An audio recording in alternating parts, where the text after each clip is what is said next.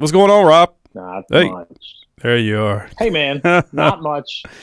How's life Great. in I tell you what, No, go ahead. Go ahead. that's what I was just going to tell you. Yeah. Typically, I cry about the weather being a little too hot, but this is one of those Chamber of Commerce days in the Jacksonville area. It probably got to about 83 degrees with low humidity. It was freaking amazing. I was working out in the sun and it wasn't even bothering me. It was just a Chamber of Commerce day. This is the day you bring people in to visit so that you can get them to move here. This was that day here in the Middleburg, Florida area. It was amazing. Gotcha. So that's what you were look forward getting to- at when you were saying Chamber of Commerce Day. I was kind of curious there where you were Yeah. going with that. So to get people to Yeah, move in. Okay. Gotcha. Right, right. Well, I But know. so we did just get back from South Dakota. We went to the Yeah. South Dakota Open. That's Open number 2 for the American Cornhole League. It was ran very well. They got to 3 tiers. So who ran I it? don't know if you're aware of what happened. Josh Keck, he's a national director, Okay. and then he had a couple of guys, AJ and Tyler Earls were there. They're local, pretty local to that area. Actually, AJ worked at the convention center that we had the Open. So he knew some of the ins and outs of the place, and he was local to the area. It's the I don't know if it's all called the Badlands, but it was in Cedar Rapids, Rapid City, South Dakota. Okay. Not Cedar Rapid City, South Dakota. So I didn't see any rapids, but let me tell you, we went to Deadwood. I'm sure you've heard of the show. I don't know if it stems from the city or not, but as we were driving up the hill, it's actually a mountain, we started to encounter snow on the ground. There was probably in the shadows about 10 inches of accumulated snow that hadn't melted yet. The roads were fine. There wasn't snow all over the roads or anything like that. But a week prior to us going there, I guess they had about 16 inches of snow on the ground in Rapid City, South Dakota. But it all melted away, and all we saw was some of the old plow piles, if you know what I mean. Mm-hmm. Yeah, South Dakota, that's on my bucket list of states. I've been to every state, 15 states, and South Dakota's one I haven't been to. All those like northern states, northwest states, Alaska, Hawaii, those. I got to go check them out. I seen some players taking pictures at Mount Rushmore, so I'm assuming you guys were pretty close to that. We went to see it. It was about a 35-minute drive from where we were staying. We went to go see that on Friday morning before the women's singles, April and me. Mm-hmm. So we get up there and we're just, doing our thing. And I'm wearing what I normally wear, usually a Boardman something. And this family of people asks us, what's Boardman? And I turn around and I showed them the logo. It says Boardman Cornhole, They said, oh, Cornhole. Oh, man, we play that. So we start talking to this family, man. It's really cool. Started talking to them, and the woman, they're from Minnesota, and they were out because there was a couple days off school, so they wanted to bring their family out to see Mount Rushmore. And they were talking about playing in the summertime, and the woman had been watching it. And then I started talking about how April had been on CBS a couple times past season, and she looked at her and like, oh my gosh, I've watched you. So April had an opportunity to kind of be an ambassador for the game, and one of her sponsors as well. She took her T-shirt, which is a Girls Throw 2 T-shirt, and she autographed it and gave it to that lucky lady right there on the mountain, right in front of Mount Rushmore. I took a picture of them, kind of with Mount Rushmore staring over top of them as she was presenting her with the T-shirt. So it was a really cool moment right there. Just, it's humbling. You know what I mean? Yeah, well, I mean, I wouldn't know what you mean, or I wouldn't know how it feels because I've never had anybody come up to me and say, oh my God, I've seen you on TV. Dreams. Hey, look, serious question. 2 out of 3 matches, who wins, you or April? Me, usually.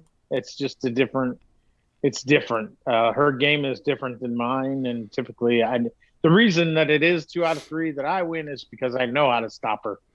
But Mm. she always seems to get me in the important ones. If we're playing each other in open or at a national, she always seems to get me in those. But 2 out of 3, typically, I'm going to get her. But they don't give you that when you're playing in those types of situations. Yeah.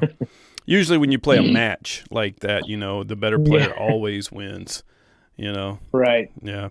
So you were there. You had boots on the ground in South Dakota at this Open. This was what, the second Open of the ACL season. It was. Yeah. So tell us about it, man. What went on? Any surprises or any yeah, we saw this coming or? I mean, there was a surprise that coming through his bracket when Peyton Mares, rookie pro, was able to knock off Tony Smith, through the bracket. But Tony Smith found his way all the way back up to that bracket championship, double dip Peyton Mares, and then ended up going through the final four and taking down the entire Open in singles. So Frank Modlin was there. Um, we had the whole Cobb family, which is three pros: Tyler, Tice, and Tubby. Tubby's name is really Tanner, but that's his nickname. And if you ever saw this kid and you said Tubby, you wouldn't believe why do they call this guy Tubby. Isabel Soprenet was there, and Whitney Martinez. They're also pros. Justin, oh man, I just had his name on the top of my. I can't remember his last name. He's also a pro. Sorry, excuse me. No cough button. Nope. April and I were pros that were there. John Fuentes was there. Justin Lang was there. So there was quite a few pros represented. And it ended up being a heck of a Final Four. Yeah, and then, like I said, Tony Smith was victorious. Didn't see a lot of live feeds or live streams on social media this weekend for this one. They don't have the internet in South Dakota.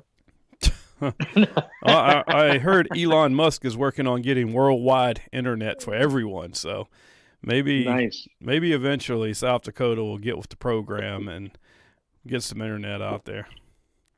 Yeah, it was really awesome. I don't know, did you hear about the airline hack debacle that happened Friday?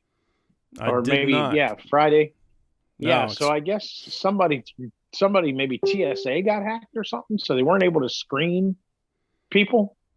So Frank Modlin had one heck of a story. He flew in. I think he landed in either Chicago or Minneapolis or Denver or somewhere, and they weren't able to take their next flight because they had to shut down the airlines because they couldn't screen people anymore.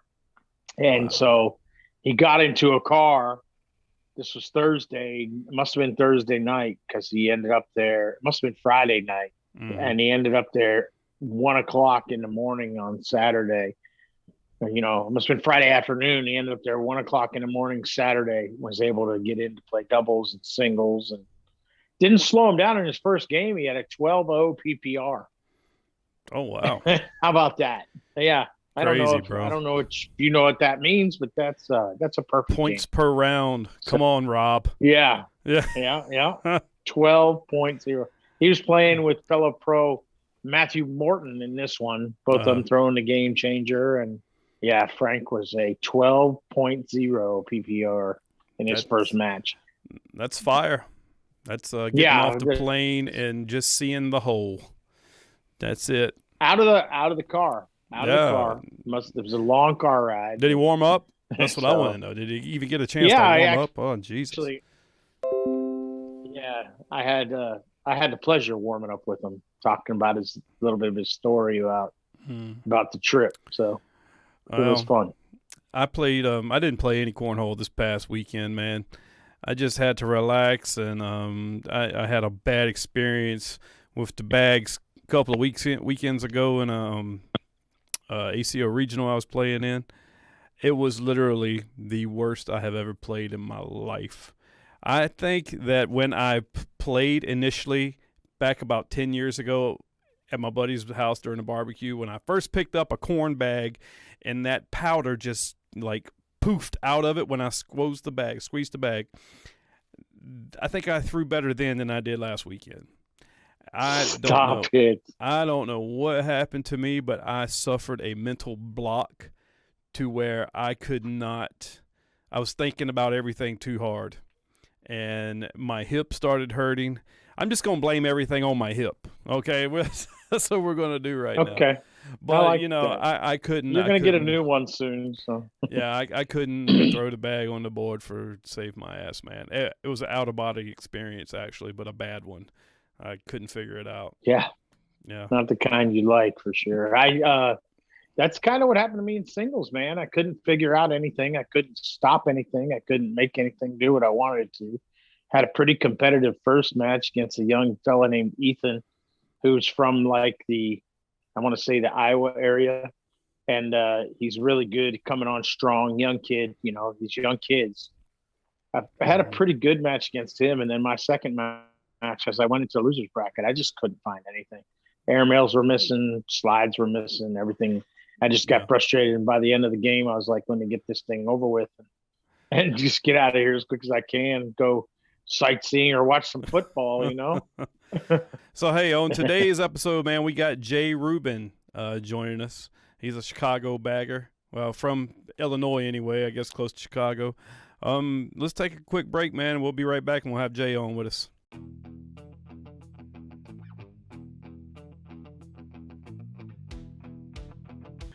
Man, I had a joke I was going to say earlier in the show, and you said something about Deadwood, because I know you've been rocking that Deadwood for a while, but I'm just going to leave that alone. Got it.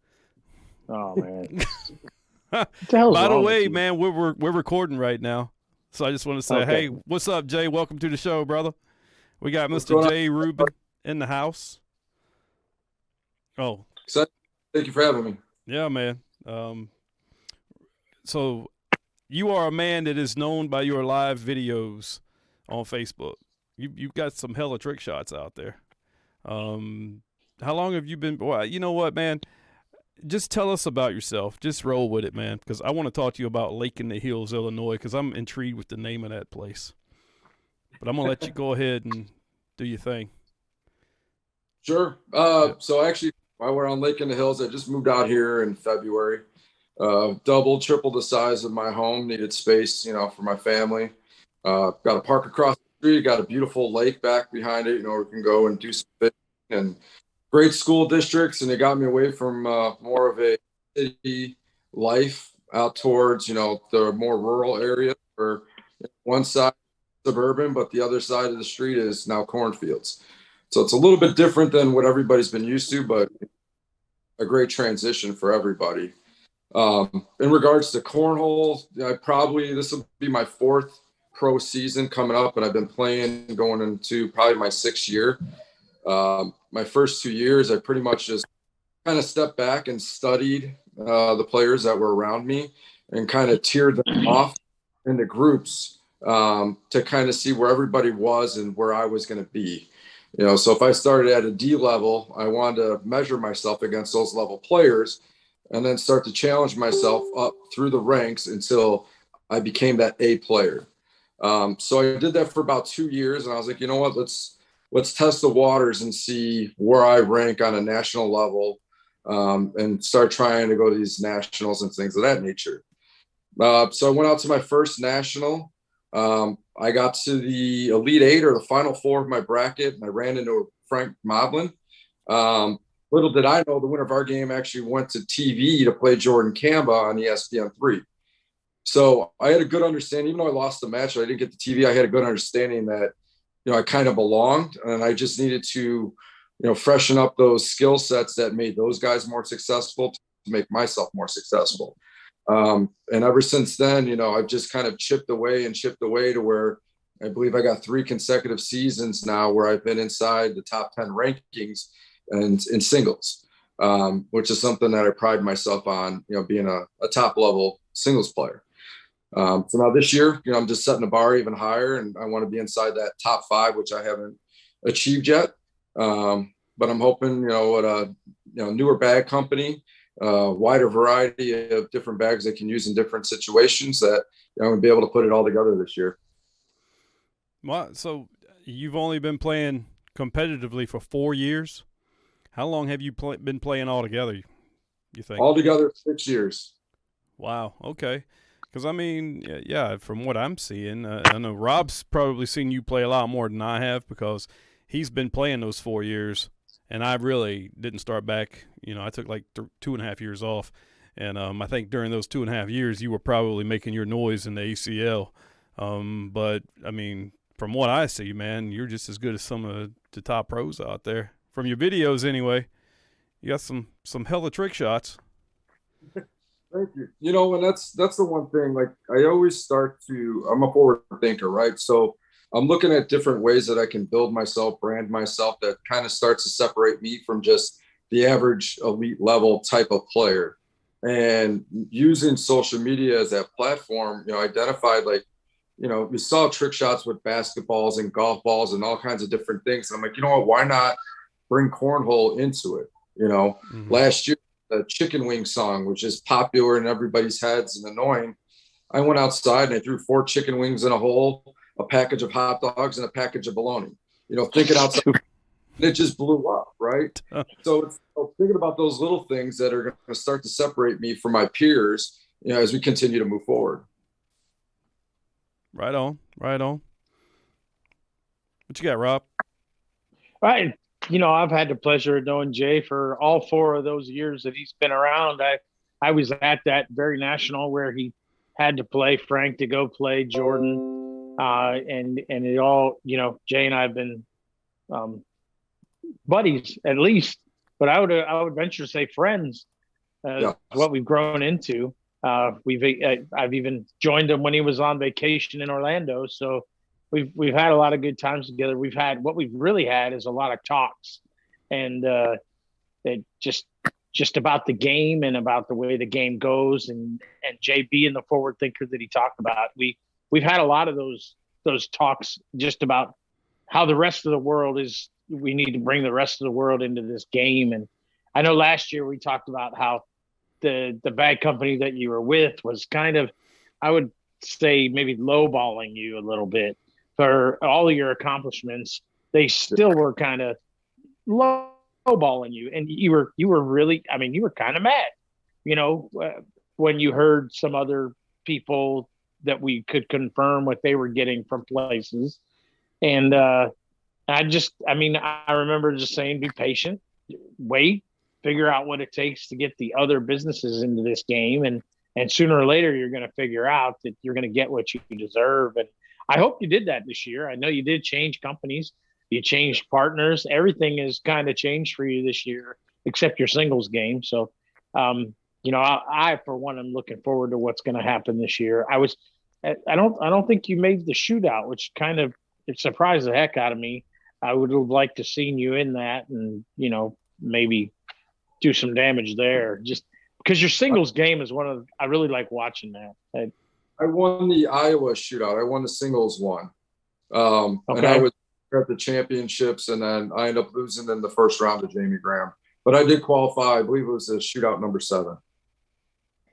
That's tough, man. That Jamie Graham's a tough match to be playing first. So there are a couple things I do want to talk about, because you were talking a little earlier. You got something coming up with the ACL. Tell us a little bit about that, and then I got some questions along those lines as well. Yeah. So next week I'm going to be filming with Jeff and Bernie on their new podcast called Borderline, and we're going to be diving into more of the player and kind of the background of the player, kind of away from the game of cornhole, where you get to know the player like more on a personal level, and talk about some other things that for some might be uncomfortable, but for me, I've always been an open book about things, and I have no problem talking about anything that's really happened in my past, because honestly, it's molded me and helped me become who I am today. So we're going to dive into that. I'm really looking forward to it. It should be about maybe a 30 to 40 minute segment that we're going to put together, but it's a little bit about what's coming up next week. No. Cool. So that's going to be awesome. Yeah, I don't Go know for too it. much about you, bro. Are you married? Got kids? I mean, you look pretty young. Nah, well, relatively. 38. I'm going to be 39. I got two children. My son just turned 4 last week. I got a 6-year old in about 3 weeks and a fiance. Oh, cool. Congrats. Yeah, I lived that life completely done. Both my kids, 21 and 17, both of them put their right arms up and are joining the military. Couldn't be prouder. Divorced, 6 years now? And I'm still friends with my ex-wife. We're actually going to go eat Thanksgiving dinner over there with my girlfriend. That shit just doesn't happen in this world. What the hell's up No, with that? Your girlfriend looks like she could be one of your kids, though. I mean, Oh God, here we go, Rob. I Yeah, we didn't know went how you out met her. to. Isn't she your daughter's best friend or Oh something like God, you know how that? many times she gets called my daughter when we go out? It's fucking I can embarrassing. only imagine. Have you Well, ever seen you? I mean, you know what, Rob? That's for you, buddy. Yeah. So like, we went out to oh, dinner last night for my birthday. She took this picture, and I looked at the picture. And I'm like, oh my God, you look way young. People are going to be like, who's this dude? how old is Anyway, she? they think so what? I said, how old is she? Oh, she's 32. Okay. Yeah, I just turned 46. I mean, what is this? 14, 15 years? It's all good, man. It's all good. She can push me I around in a imagine couple of they years in my probably think wheelchair. It's all good. I imagine they probably think that you're really rich because Jay, she's smoking. There's no doubt she's smoking. And so I think they think that he's really rich when they go out to Well, let dinner. That's people what think that, because damn sure isn't true. Applebee's. Isn't that Applebee's on a date night, right? That where you take her? No, bro. She treated me last night. We went to one of the Oh, it was most. your birthday. She. you go to Cheese? What's that, Jay? Did you go to Chuck E. Cheese? No, dude. She took me to like the most exquisite restaurant in Raleigh. It's called Second Empire, and I had this. Oh, yeah? I had this awesome. fillet that when the fillet saw my knife going toward it to cut it, it just sliced it on its own. It fell apart. It just That's fell so apart, good. man. It got scared of the knife and just like parted like the Red That's Sea. awesome. It was pretty cool, man. All Oh about yeah. good cut of steak. I love. Oh God, boy, it was the best fillet I've ever had. But Dang, that's awesome. yeah.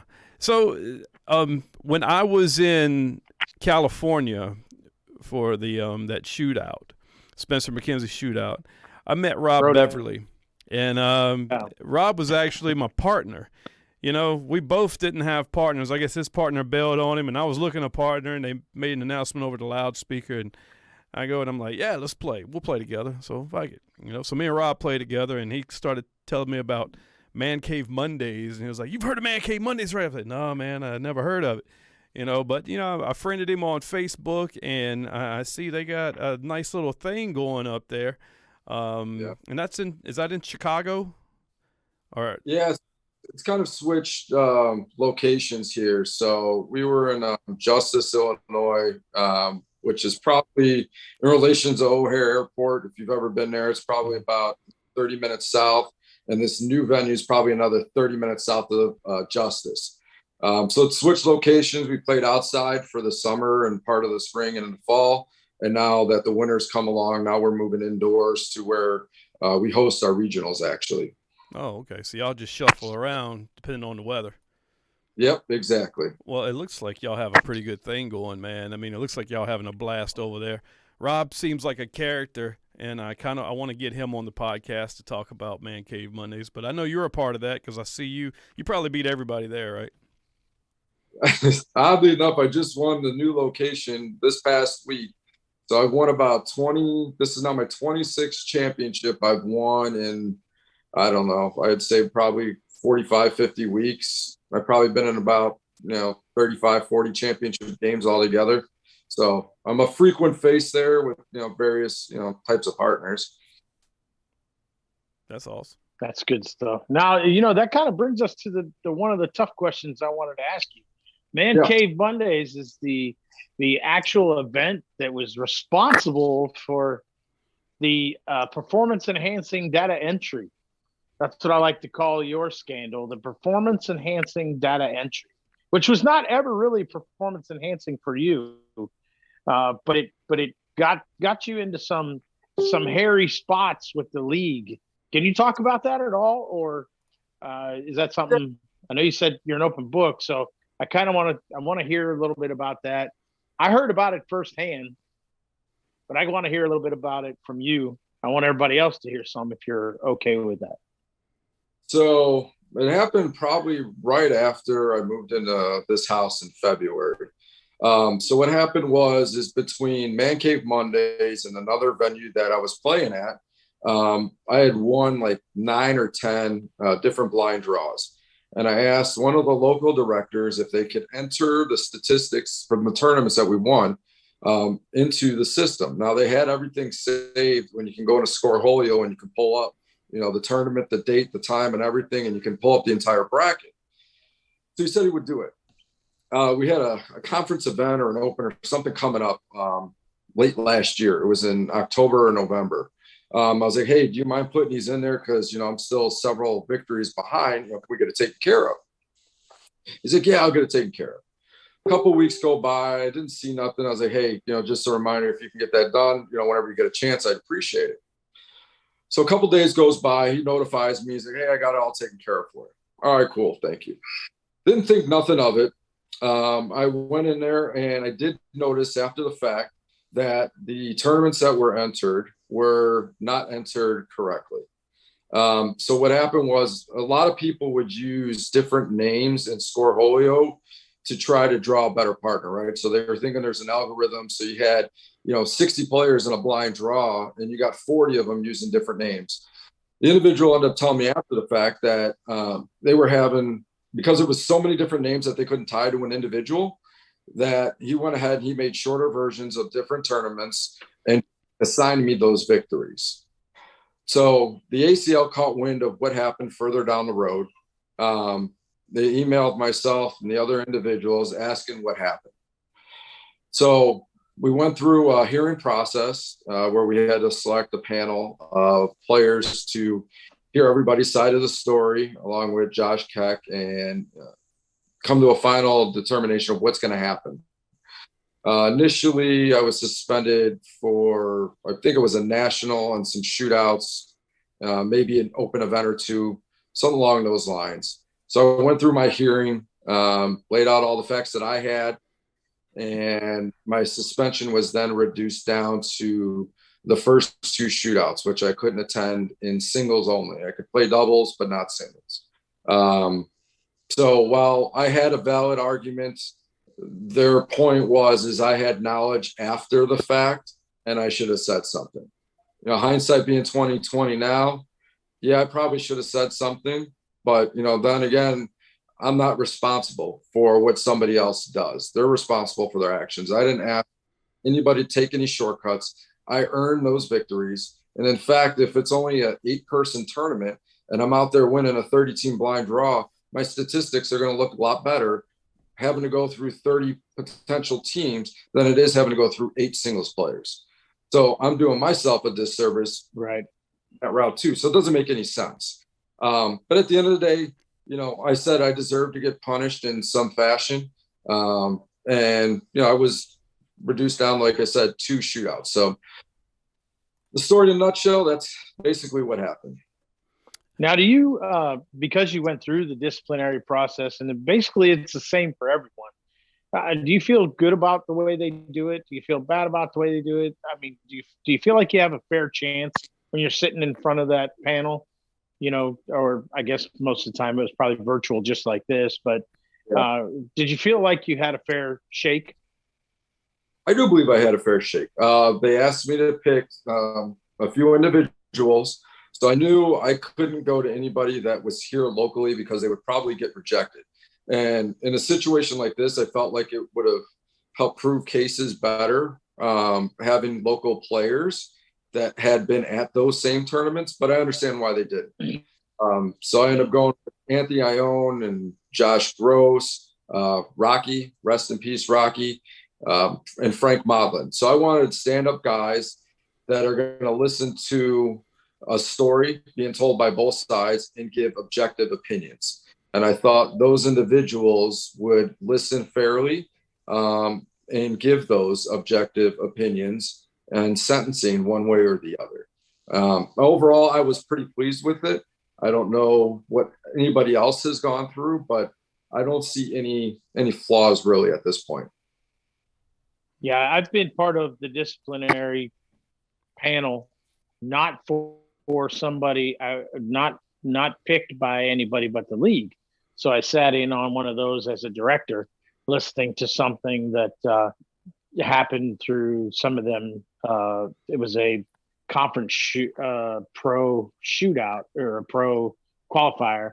Just listen to that, and it does end up being very fair, and you get to hear everybody's opinion about the sentencing process and things like that. So it's kind of, to me, I think it's great, and especially if their people are objective and they don't have a vendetta against you. You should, picking the right people for your side is, it's good. It makes it work out, I believe.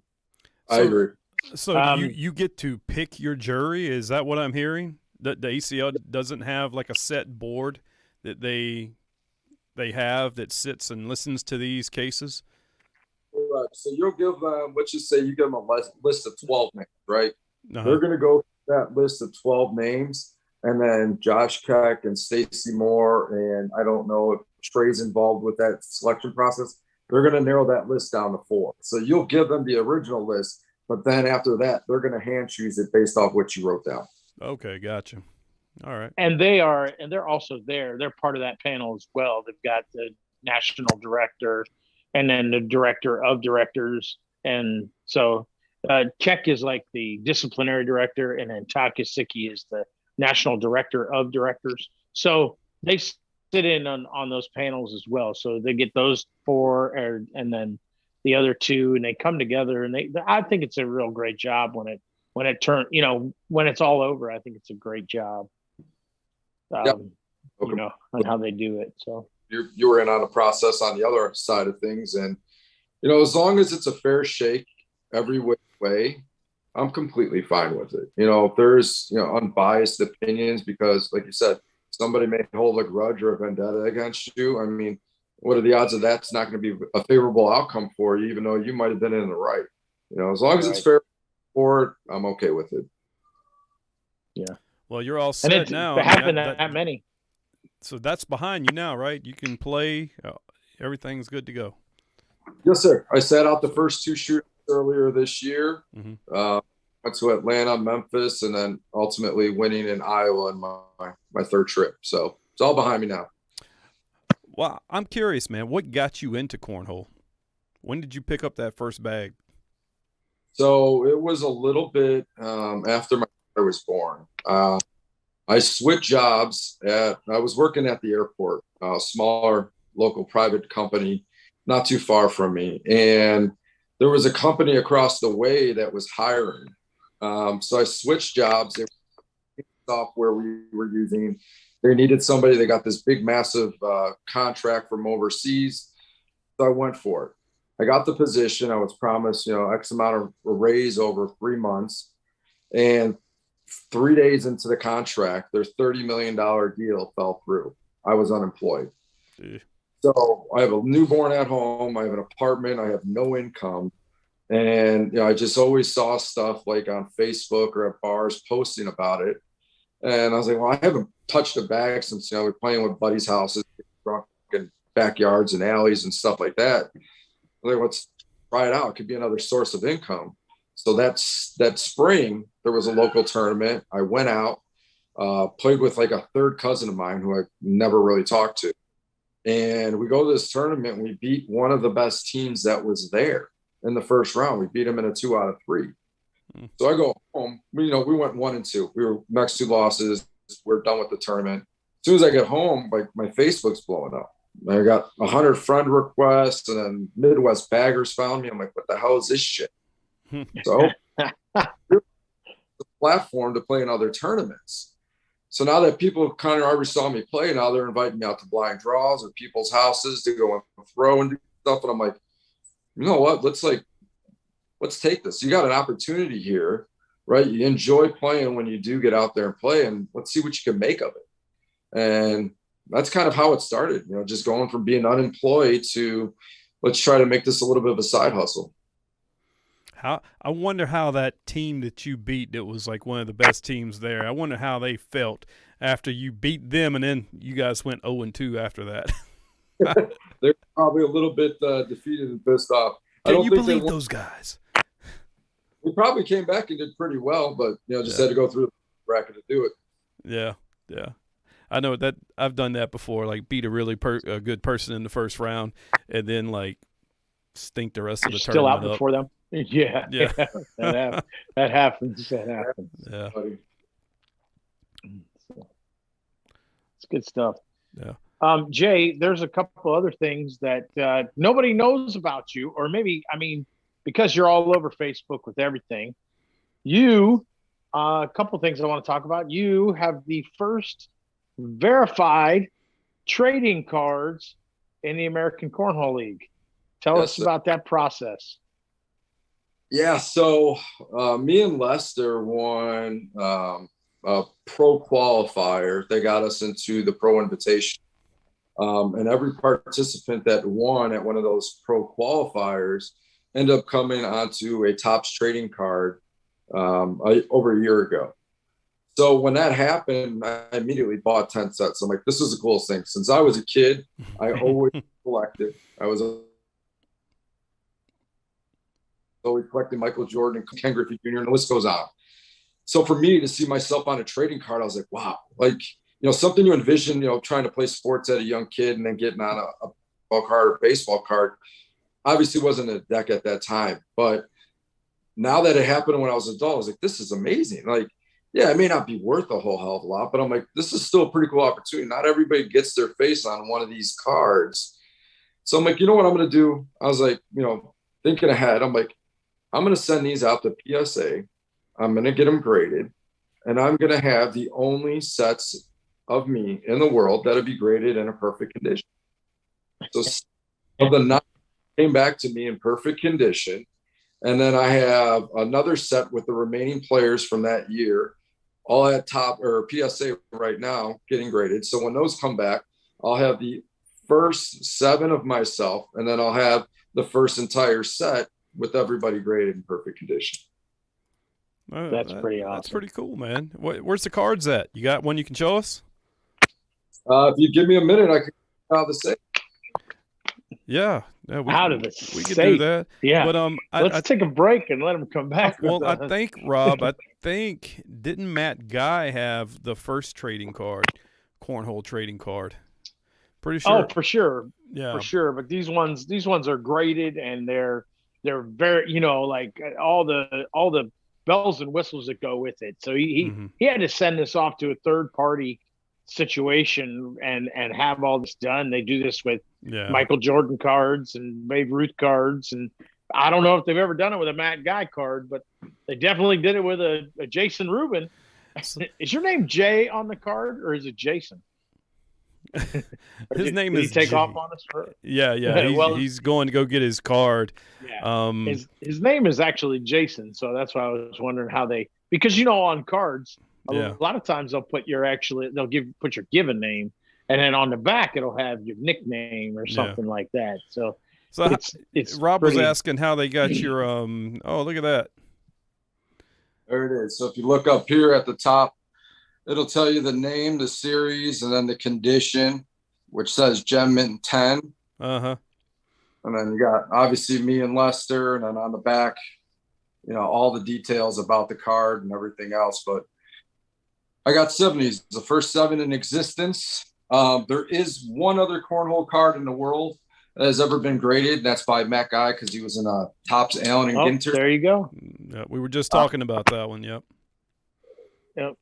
And it was not we were just talking series or anything. It was just done and produced by Topps. But yeah, he's got one as well. Oh, that's pretty cool, man. You don't have that like scanned and put on your Facebook or anything, do you? It's on my Facebook. So I have a set registry with PA. that it shows up in their database. So anytime my card were to sell, like if somebody else were to get a bunch of these graded, Mm-hmm. anything it would sell would now set a market price.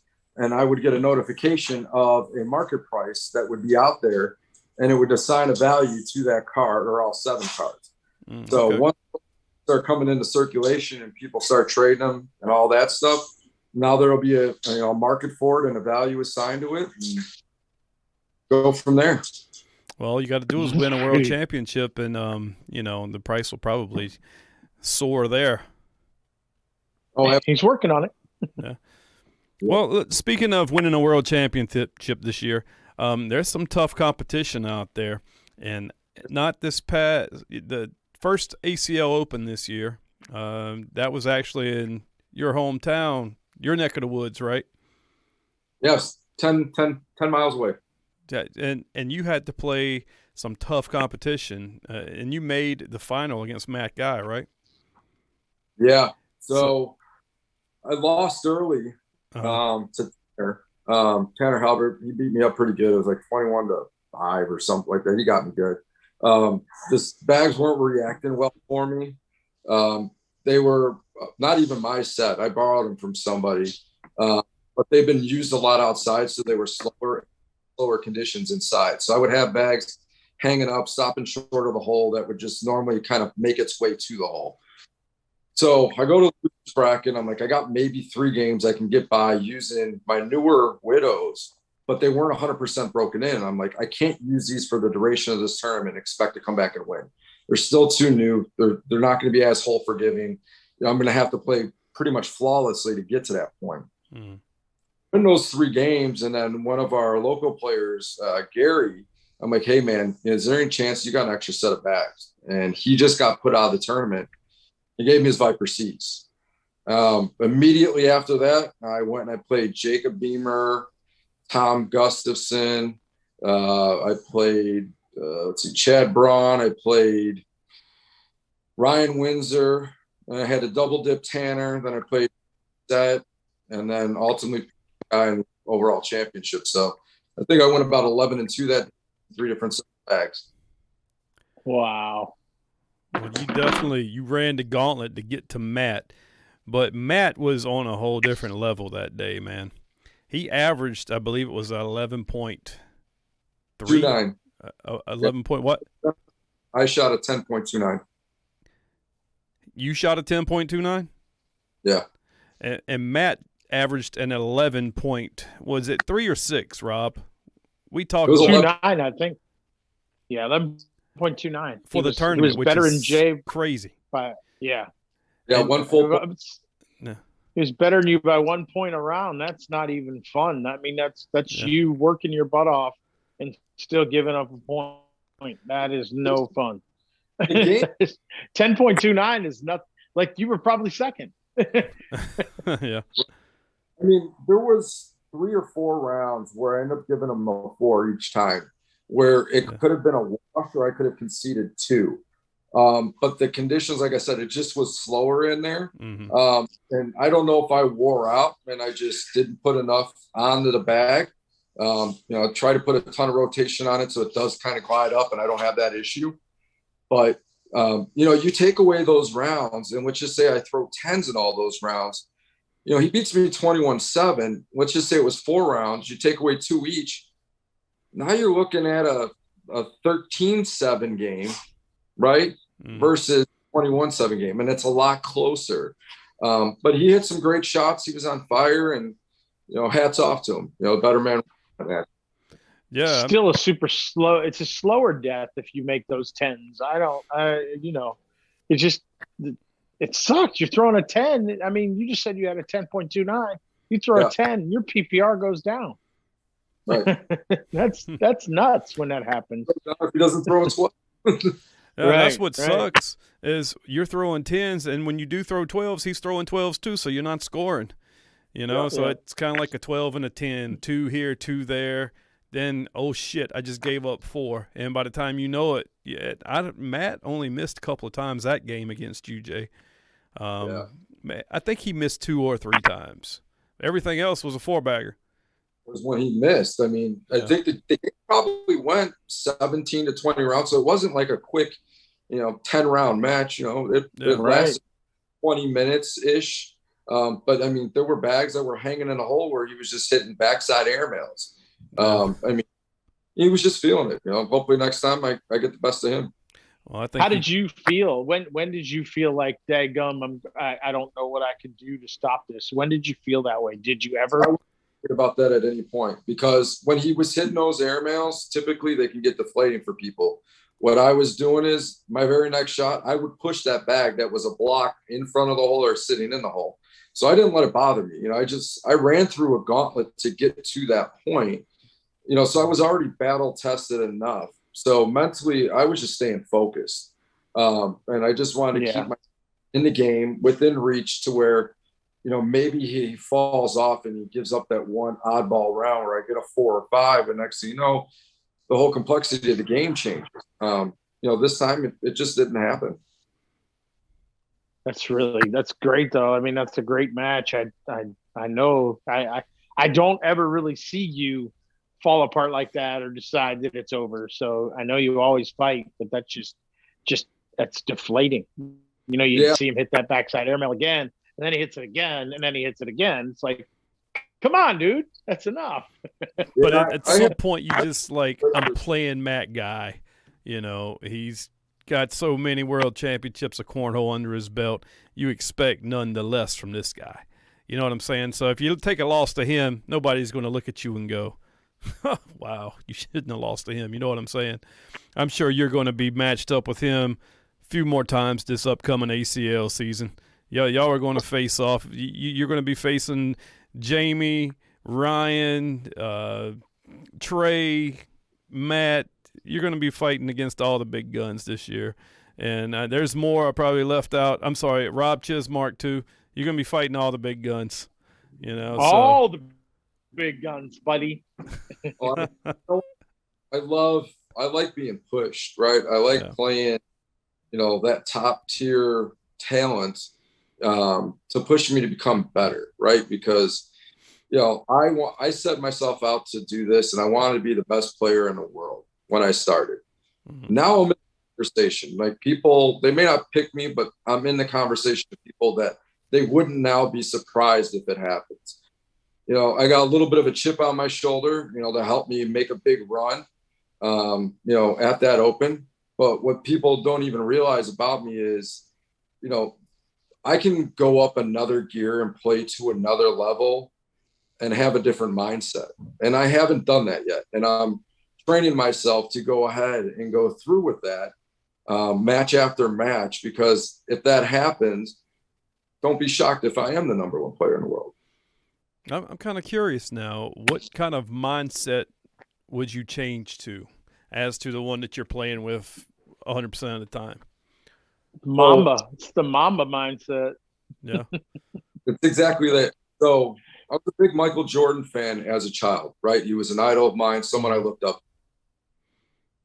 I have it wired in me where I find things in certain games to get me motivated, ready to play. Okay. So, for instance, when everybody didn't put me in their top 10, or I shouldn't say everybody, but when a couple people didn't put me in their top 10, I felt a little slated. I'm like, well, I've proven year after year since I've been here that I've been in the top 10.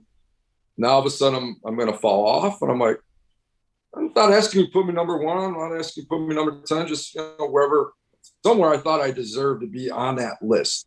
Mm-hmm. It as motivation, even though people were saying, oh, well, don't get too consumed with it. Use the billboard material or bulletin board material. But I used it, and it worked, and it worked really well. Then I had another player who didn't tell me good game at the open, high level play.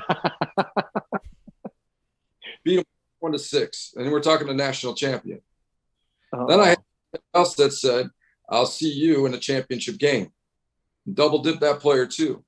So those are the things that I have wired into me mentally that not everybody may have, that I can't use for motivation when I play somebody. Stephen Bernasek, I love him. He's like a brother to me.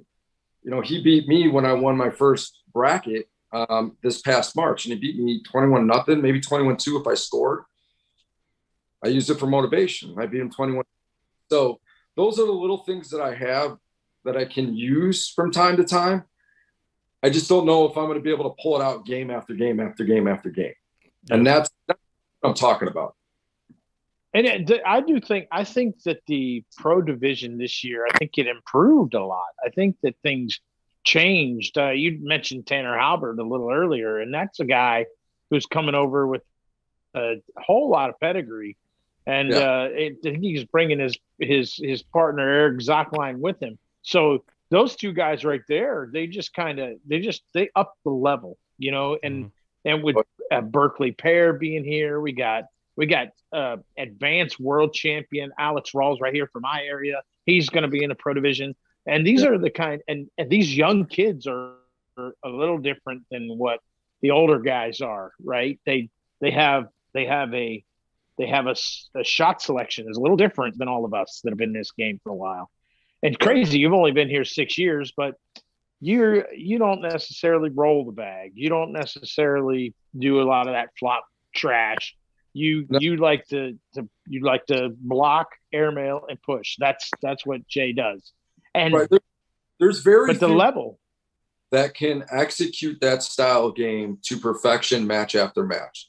Too many of these young kids are too enamored with this roll bag, cut shot, whatever you want to call it.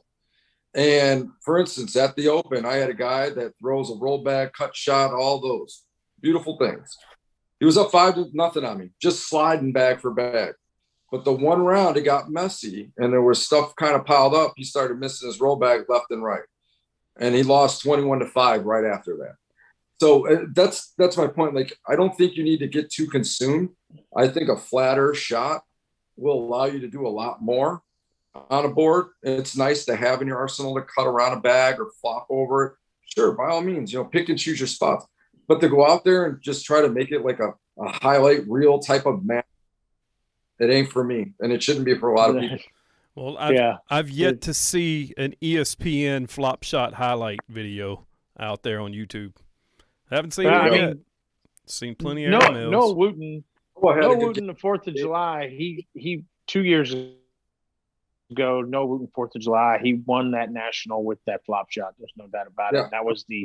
That was what you would call the commencement of everybody learning it and trying to.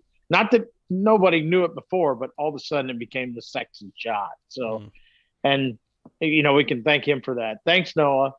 Not that you ever watch, but whatever. But so, but again, you've always been, but Jay stays fundamental all the time. So Jay, that's another question I have. I know that you finally changed bag companies. Yep. You've gone away from those super hole friendly, all cornhole bags.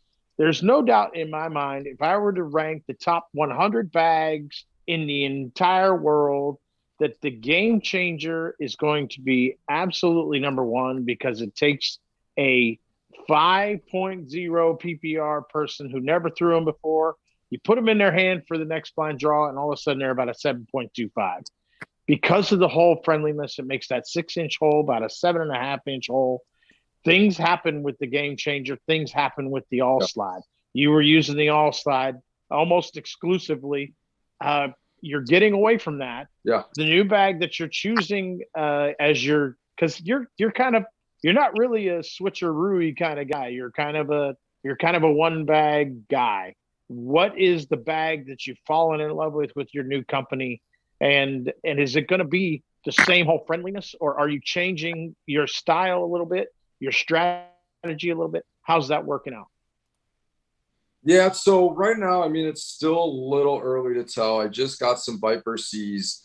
The good thing about my style of play is I'm very flexible in the bags that I can throw, depending on board surface. That was part of the issue last year is, we were playing on these boards at these nationals going into it, hearing, that they're going to be slower. So we're all prepping for a slower, pro series, and we get out there and it's faster than it can be. And now that's what caught me off guard. Last year I threw Game Changers, I threw steady 2.0s, I threw slide rights, I threw all slides, I threw probably five sets of bags, just from all cornhole to find something to make me comfortable. And over the course of the year, I just couldn't find that one bag that I felt like I was just going to constantly dominate with. Towards the end of the season, when the boards did slow down, I felt a lot more comfortable.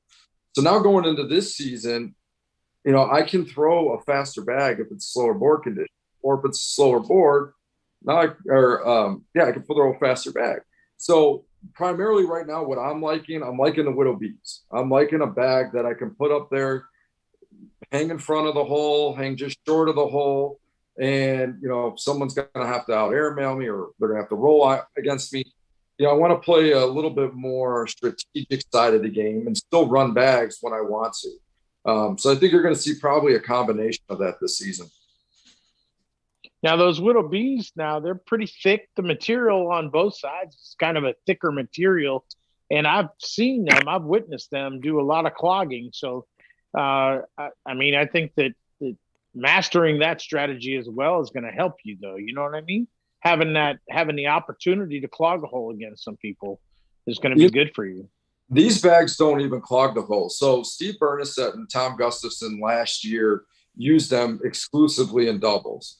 Bernasette tried out mine Monday at my blind draw, and he's like, man, yours don't feel nothing like mine. Mine are super broken in. The materials are broken down well, and there's no clogging. The bag may hang a little bit, but there's no actual clogging. So for him to say that using the bag all year in doubles, I'm kind of excited to see what I can do with it all year in singles. And then if me and Jordan decide to use it in doubles, because I think it's going to react a little bit better than what it did for some other players maybe last year. Rob, we need some of these bag manufacturers to send us some products so we can look at them and test them out and give them our own reviews. You know what I'm saying?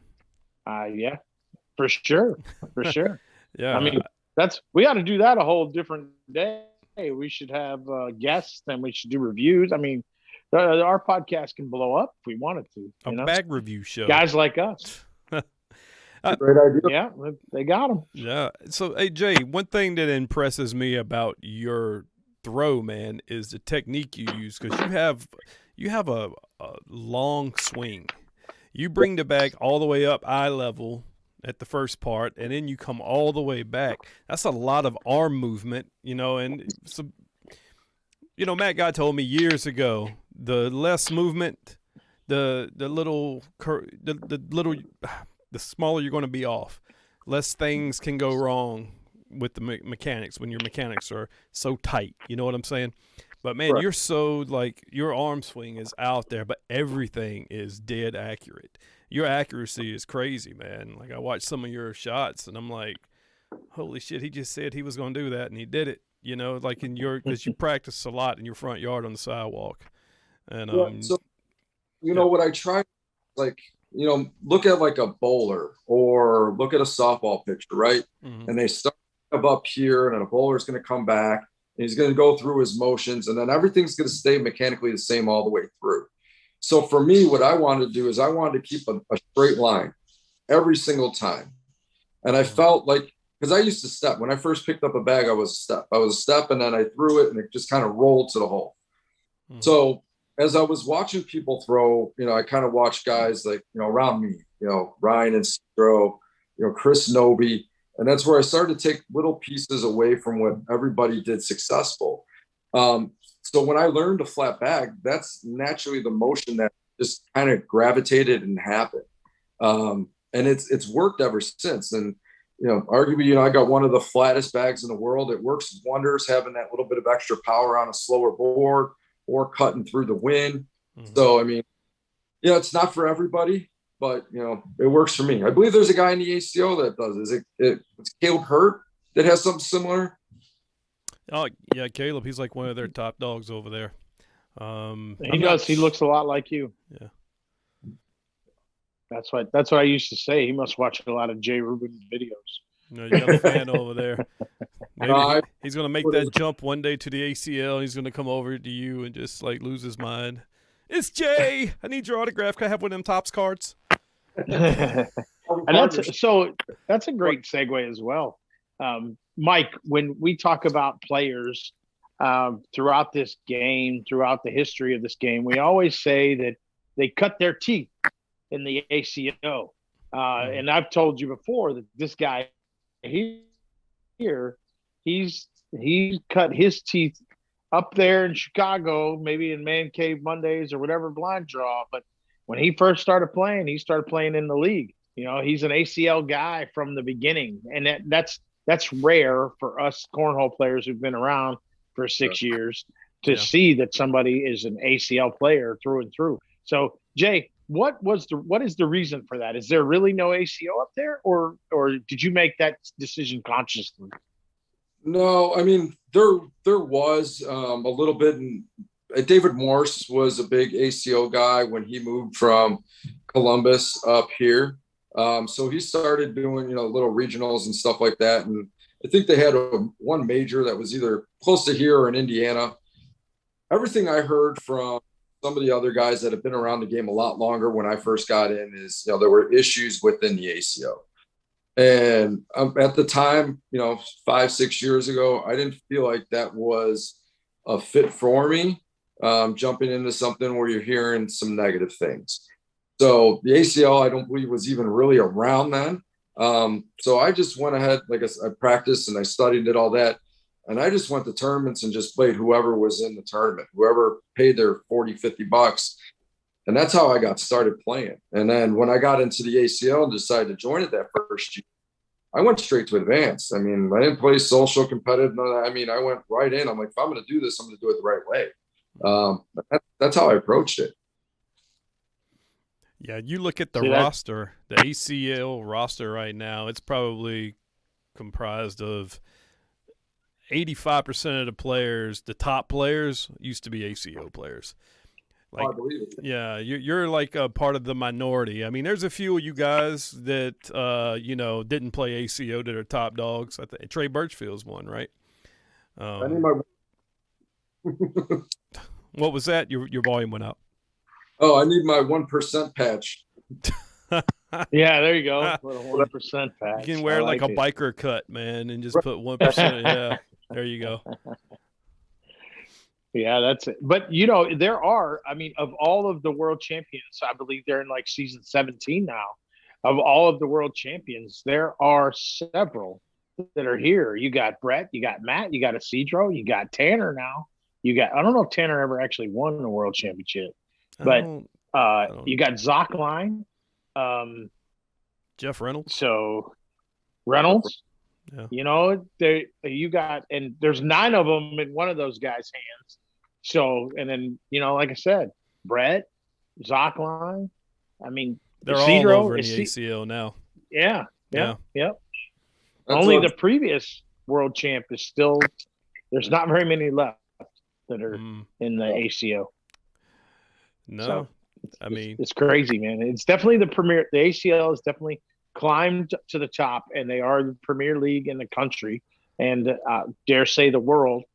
But it's neat to see, and that's why I think this season is going to be one of the most exciting in the pro division, as well as throughout the rest of the divisions, because I just think that everybody is now vying for that spot in the 256. And now with this new PDC, I think it's 32 more. That's crazy. And Jay, have you heard of what they have coming up for us this season?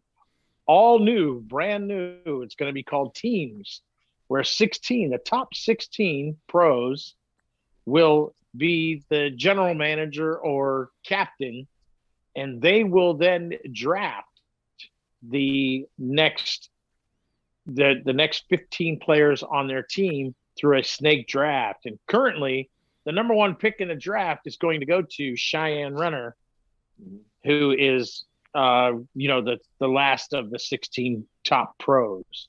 So she gets the first pick in the ACL Pro Teams draft. How come the first? So have you heard anything about that? Or that doesn't make sense.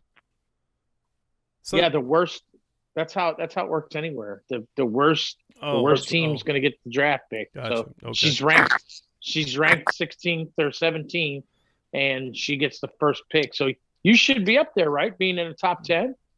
Yeah. You don't have to pick me in the first round, but if you don't pick me,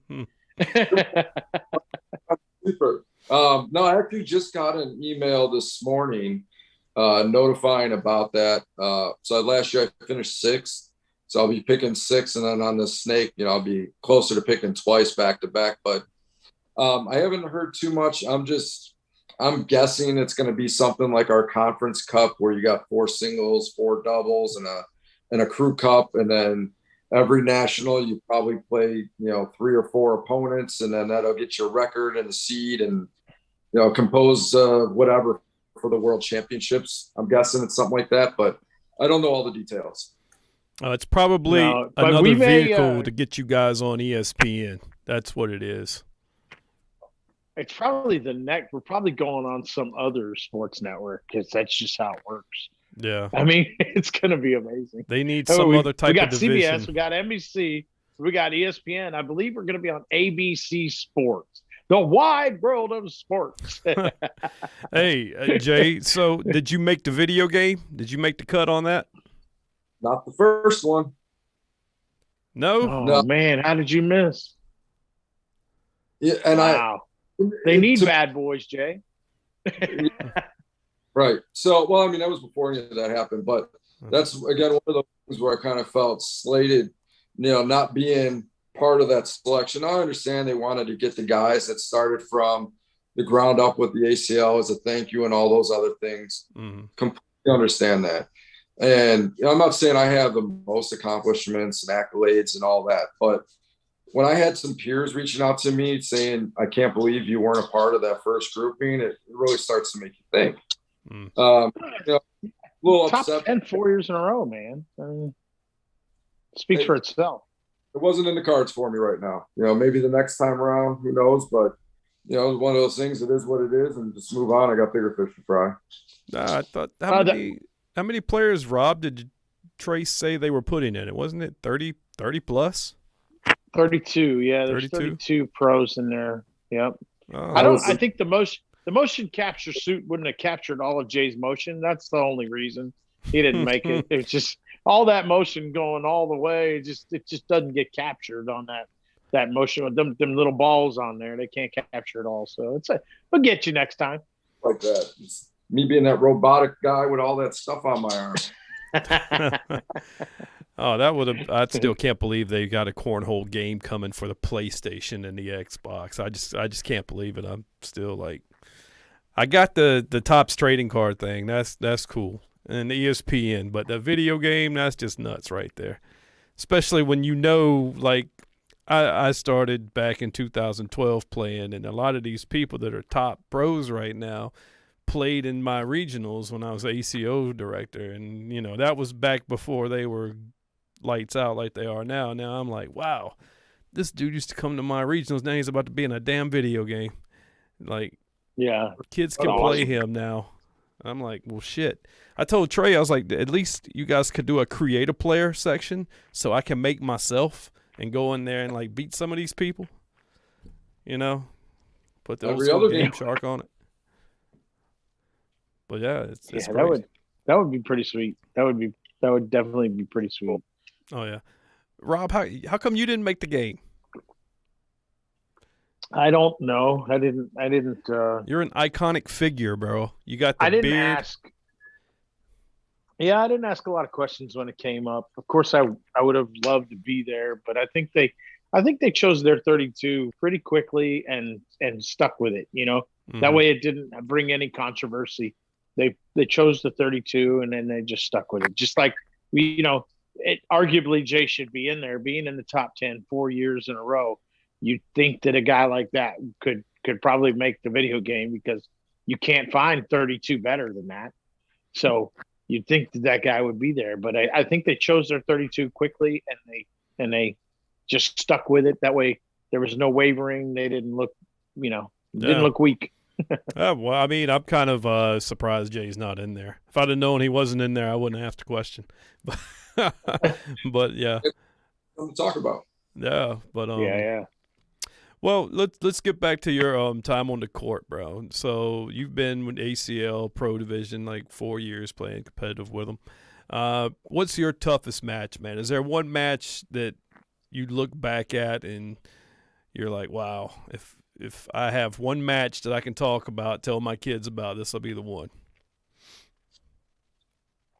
Honestly, there's two that stick out. One of them's a win, one of them's a loss.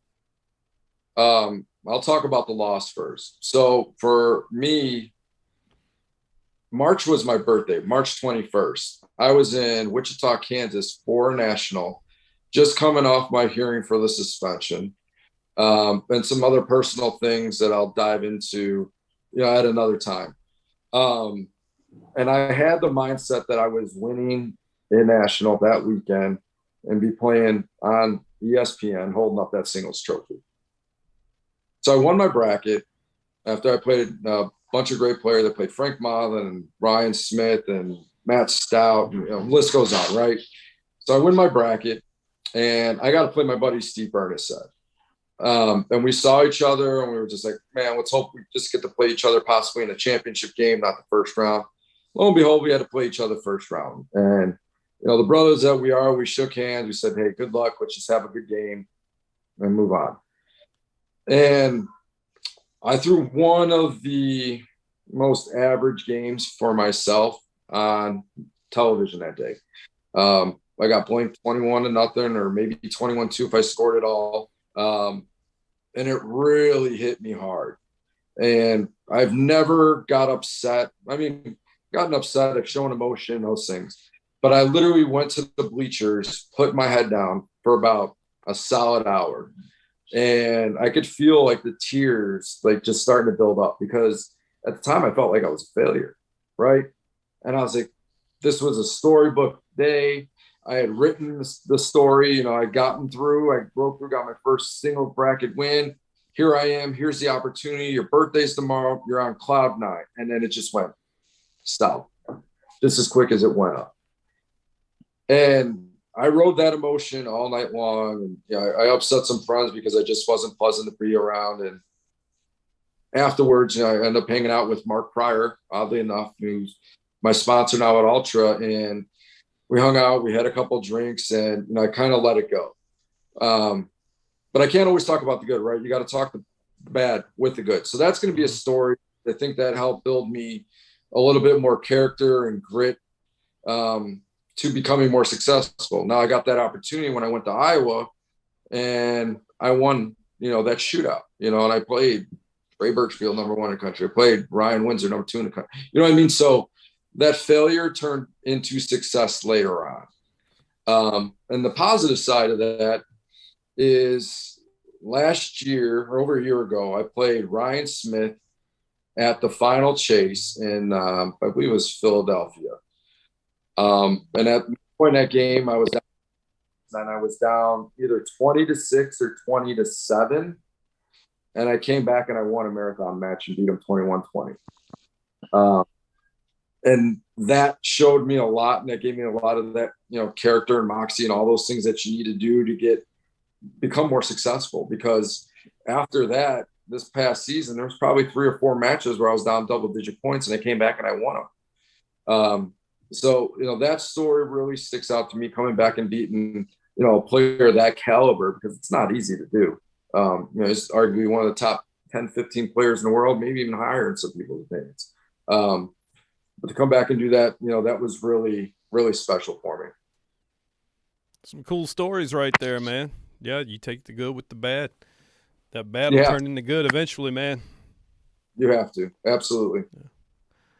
Well, Rob, you got anything else? We're gonna start wrapping this up.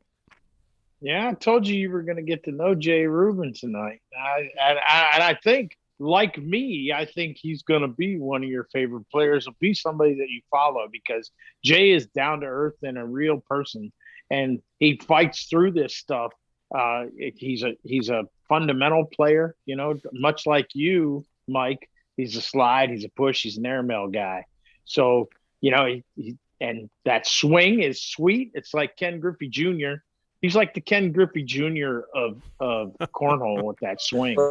So it's just sweet and smooth. You know what I'm saying? Yeah. Mm-hmm. So, but yeah, Jay, I mean, you and me could sit here and go on for hours because of all of the things that we've talked about when it comes to personal, to game, to to life, so we could go on for hours. So then Mike asked me, do I have anything more? I mean, again, we could go on for hours, you and me, just because we love the game. We love sports. But I don't want to keep you all night, but it's been a real honor to have you here. And I maybe as the draft gets closer, I might call you and kind of I think Mike, I know we talked about doing a mock draft. So once all the details come out, we're probably going to put together a 2-round mock draft, maybe a 3-round mock draft, because it's only 16 picks. But we might have you on just to get your opinion as what the mock looks like. Yeah. And then see where, you might be picking. But Chismark better come out of your mouth at some point. I don't even care if it's April. It doesn't matter which Chismark. See, that's where I knew he was getting to that, Jay. He was politicking for you to draft him, see? Thanks, slick. Let me know. I'm pretty open and flexible with making things happen. I enjoyed both of you guys having me and look forward to doing it again. Yeah, Jay, it was a pleasure meeting you finally. I enjoyed the videos, man. Tell those guys up there, Man Cave Monday, I said, what's up? Tell Rob, I said, what's up, man? We got to hit the boards again sometime soon. And also tell him I want to politic him to get on this show.